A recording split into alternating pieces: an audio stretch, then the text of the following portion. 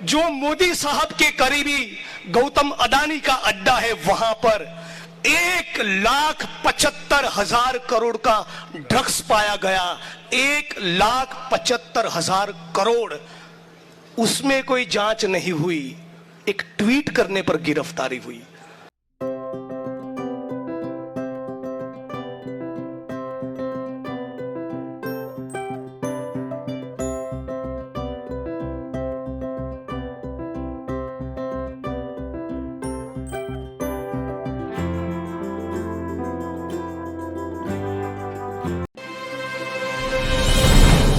मेरे ट्वीट में क्या था?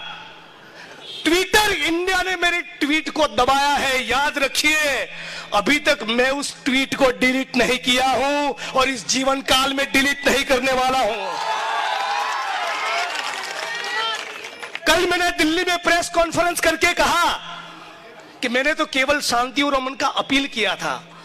गुजरात के मुंद्रा में जो मोदी साहब के करीबी गौतम अडानी का अड्डा है, वहां पर 1,75,000 करोड़ का ड्रग्स पाया गया।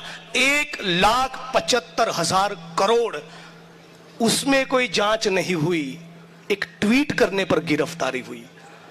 कांग्रेस पार्टी ये डंके की चोट पर कहना चाहती है कि हम गुजरात और इस मुल्क की युवा पीढ़ी के रगों में जहां संविधान की विचारधारा का खून बहना चाहिए, वहां नशे को भरने नहीं देंगे।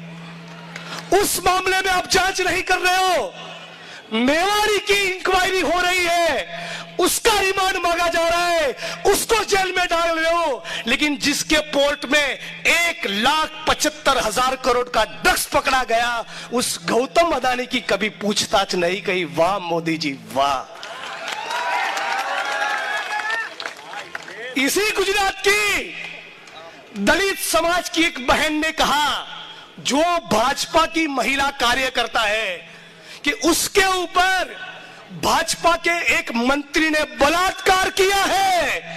न उसका इस्तीफा मांगा, न उसके खिलाफ कोई एफआईआर हुआ, लेकिन ट्वीट करने वाले को जेल में डाल दिया हो। गुजरात के अंदर 2-4 नहीं, 22 एग्जाम का पेपर लीक हुआ। 22, उसमें कोई इन्वेस्टिगेशन नहीं, उसमें कोई जांच नहीं, लेकिन एक ट्वीट करने में मुझे जेल में डाल दिया। और ट्वीट में मैंने क्या कहा था कि महात्मा मंदिर का निर्माण करने वाले मोदी साहब, आप जब गुजरात आ रहे हो और गुजरात के वेरावल, हिम्मतनगर और खंभात में दंगे हुए हैं, तो कृपया शांति और अमन का अपील करिए। इसमें मैंने क्या गलत कहा?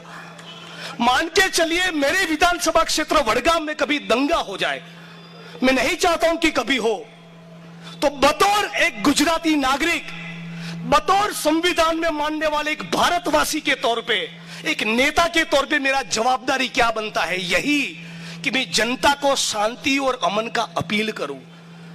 गांधी जी का चश्मा उतार कर स्वच्छता का कैंपेन चलाते हो, साबरमती आश्रम को रिनोवेट करना है, गांधीनगर में नौटंकी करके महात्मा का मंदिर बनाए हो, लेकिन दिल के अंदर गॉड से छुपा हुआ है मोदी साहब, पूरे देश को पता चल गया। दूसरा एफआईआर 19 तारीख को जगदीश भाई एफआईआर हुआ। सुबह 10 बजे कोकराझार से गुवाहाटी एयरपोर्ट आने में लगते हैं 5 घंटे। वहां से आप फ्लाइट लेते हो बेंगलोर का, वहां से फ्लाइट लेते हो अहमदाबाद का, अहमदाबाद से 140 किलोमीटर दूर वडगाम। एक दिन में ये अंतर कापा कैसे? मतलब के एफआईआर करने से पहले ही शायद इनका फ्लाइट का टिकट बुक हो गया था, और इसीलिए कहते हैं ये पूर्व आयोजित एक षड्यंत्र है। और जब मेरी गिरफ्तारी हुई पालनपुर सर्किट हाउस से, तो मैंने पूछा कि मैं भी लॉयर हूं, विधायक भी हूं, वकील भी हूं, कहा है एफआईआर? बोला नहीं देंगे। बोला कौन सी धाराएं लगी? नहीं बताएंगे। मैं बोला कोई बात नहीं, तुम्हारे साथ आने को तैयार हूं, तुम्हारी जेल की तैसी की तैसी, लेकिन एक बार मेरे माँ बाप से बात करने दो, उनको बताने दो कि मैं जेल जा रहा हूं। नहीं बात करने दिया। मेरे सीनियर वकील से बात करने दो, नहीं बात किया। आधी रात को आसाम पुलिस का तमाम काम छोड़कर 2500 किलोमीटर दूर बैठे गुजरात के विधायक की गिरफ्तारी के लिए कितना बेचैनी है।